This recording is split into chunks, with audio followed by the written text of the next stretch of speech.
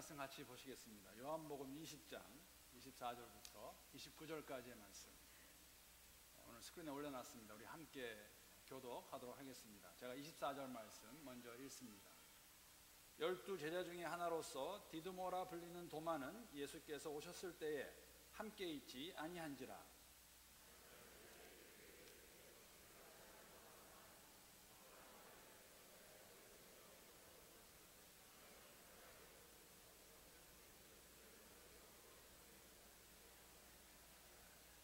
여드레를 지나서 제자들이 다시 집 안에 있을 때에 도마도 함께 있고 문들이 닫혔는데 예수께서 오사 가운데 서서 이르시되 너희에게 평강이 있을지어다 하시고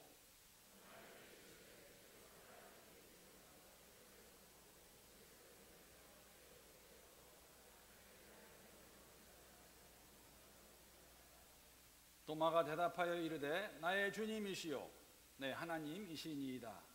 예수께서 이르시되 너는 나를 본고로 믿느냐? 보지 못하고 믿는 자들은 복되도다 하시느니라. 너는 나를 본고로 믿느냐? 보지 못하고 믿는 자들은 복되도다 하시니라. 아멘.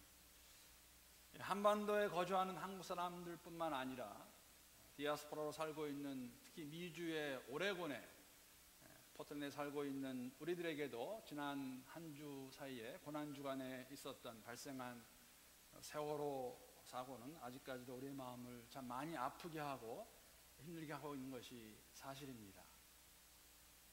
어떻게 이런 일이 있을 수 있을까 하는 질문을 아마 가지고 있을 것이고 우리가 이것을 어떻게 받아들여야 될까 하는 마음이 우리 모두에게 있으리라 생각합니다. 그런데 사랑하는 성도 여러분, 성경에 이와 같은 비슷한 사건이 기록되어 있습니다. 누가복음에 보게 되면 있는 사건인데 한번 제가 13장 4절 말씀 한번 읽어보겠습니다. 또 실로암에서 망대가 무너져 치여 죽은 18사람이 예루살렘에 거한 다른 모든 사람들보다 죄가 더 있는 줄 아느냐.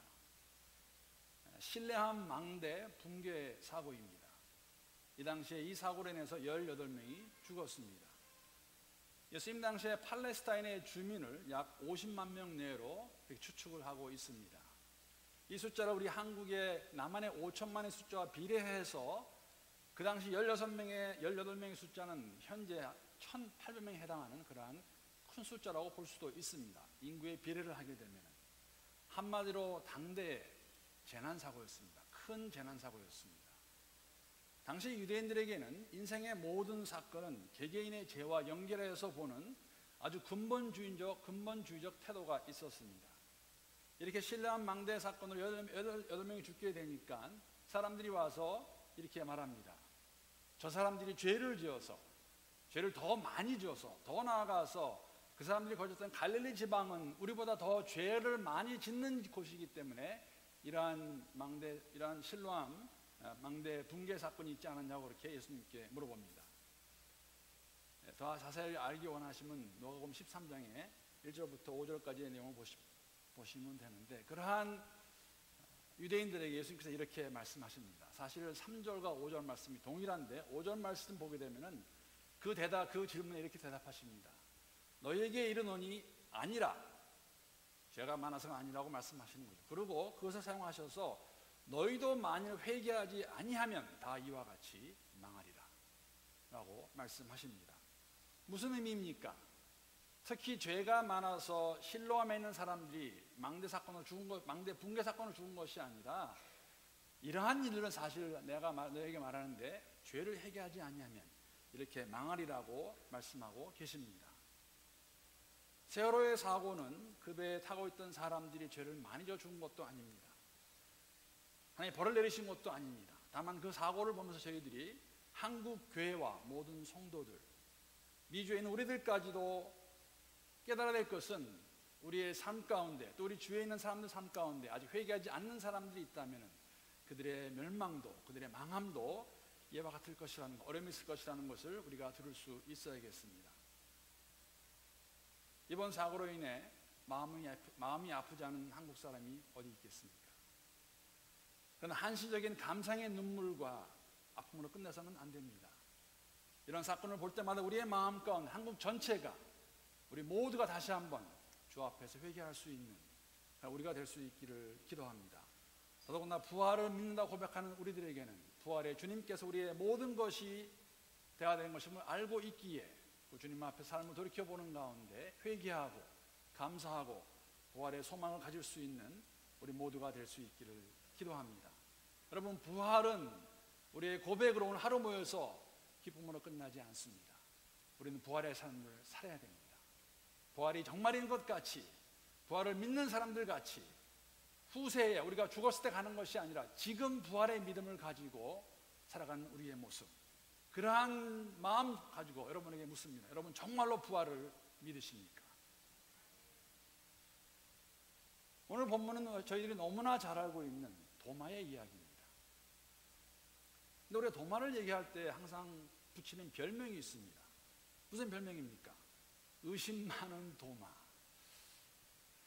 과연 그 별명이 맞는 별명입니까? 여러분 어떻게 생각하십니까? 부활하신 예수님이 나타나셨을 때에 하필이면 그때 도마가 있지 않았습니다. 자신의 두 눈으로 예수님의 못자국을 보고 그 못자국에 손가락을 넣어보기 전까지는 믿지 못하겠다고 말했던 도마. 그래서 우리는 의심 많은 도마라고 그렇게 말합니다. 근데 여러분 아십니까? 저는 솔직하게 말씀을 드리면 만약에 저도 그날 그 자리에 있었더라면 도마와 다르지 않았을 것입니다. 내 눈으로 보아야 되는데 왜 내가 보지 못했을까? 내 눈으로 확인해야 되는데 왜 내가 그 자리에 없었을까? 라고 저도 동일한 질문을 했을 것입니다. 여러분 저는 충분히 이해가 가는 도마의 질문입니다. 안타깝고 아쉽고 왜 나는 그 자리에 없었을까? 만나보고 싶은 것이 아마 저의 마음이었을 것입니다. 얼마나 속이 상했습니까? 근데 그 질문 하나 했다고 우리가 도마를 의심 많은 도마라고 말할 수 있을까? 여러분 도마에 대해서 얼마나 아십니까? 성경 가운데 도마의 이야기에 대해서 얼마나 알고 계십니까? 아마 우리가 알고 있는 것은 하나일 것입니다. 의심했던 도마. 절대 그렇지 않습니다, 여러분. 요한복음 11장 6절에 보게 되면 도마에 대해서 이렇게 기록하고 있습니다. 디드모라고 하는 도마가 다른 제자들에게 말하되 우리도 주와 함께 죽으러 가자 하니라. 예수와 함께 죽기를 각오했던 도마입니다. 여러분 이 상황이 어떤 상황인지 아십니까? 우리는 지난주에 입성하시는 예수님을 함께 듣고 보았습니다. 정말 많은 성 안에 있는 많은 사람들이 겉옷을 벗어서 땅에 던지고 종려나무 가지를 꺾어서 손에 들면서 호산나를 부르던 그 환호의 소리를 지금도 기억하고 있을 것입니다. 그런데 여러분 그 성에 있는 사람들은 사실 예수를 죽이기 원하는 사람도 있었다는 것이죠. 여러분 요한복음 보게 되면 10장 31절에 보게 되면 몇 번이나 유대인들이 특히 종교 지도자들이 예수를 돌로 쳐 죽이기 원했습니다. 요한복음 10장 31절을 보게 되면 유대인들이 다시 돌을 들어 치리하거늘 처음 있는 일이 아닙니다. 그들은 기회가 될 때마다 돌을 들어서 예수를 죽이기 원했습니다. 예수님께서 자신과 하나님이 하나라고 말했을 때, 그런데 그 말을 듣고 여기 나와 있는 것 같이 돌을 들어서 예수를 쳐 죽이기 원했습니다. 그래서 사실 예루살렘에 간다는 것은 굉장히 무모한 일입니다. 왜? 돌에 맞아 죽을 수 있는 상황.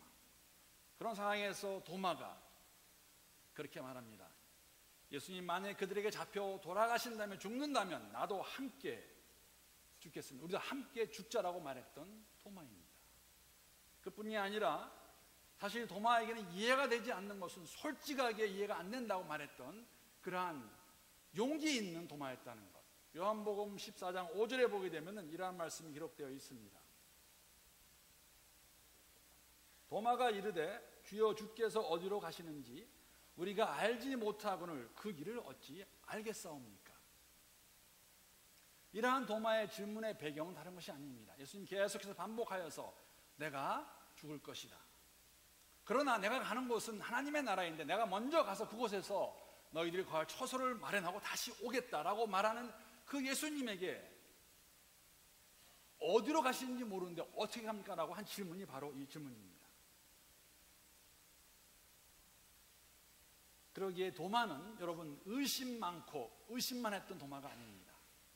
정말 자신의 목숨을 내놓기 원했었고 정말 용감했었고 솔직했던 도마의 모습을 우리가 알 수 있는 것이죠. 예수가 나타나셨을 때 도마가 없었습니다. 아마 있었더라면 그 자리에서 베드로 못지않게 꼬꾸라지면서 고백을 했을 것입니다. 사실 8일 후에 나타나신 예수님 앞에서 예수님이 도마야 보아라 나다, 내 손가락을 한번 넣어보라 했을 때 무너지고 마는 고백하는 도마의 고백을 저희들이 방금 들었습니다.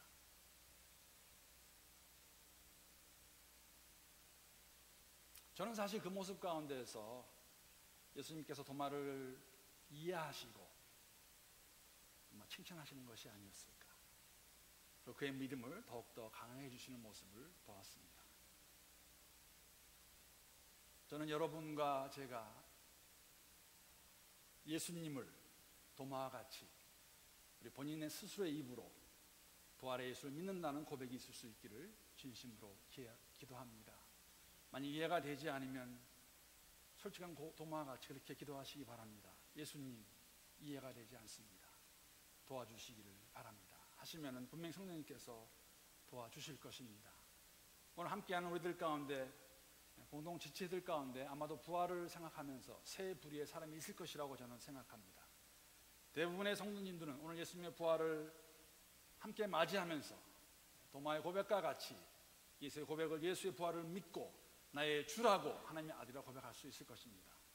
그런데 혹시 어떤 분들은 믿고 싶은데 믿지 못하는 분들이 있지 않을까, 확신할 수 없는 분들이 계시지 않을까.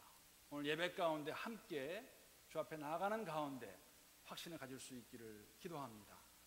만약에 우리 가운데 한 분이라도 아직까지 부활을 믿지 못하는 분이 계시다면, 아직까지 부활에 대해 관심이 없는 분이 계시다면, 나는 아직 아니라고 생각하는 분이 계시다면 오늘 이 예배를 통하여 부활의 예수를 만날 수 있기를 기도합니다.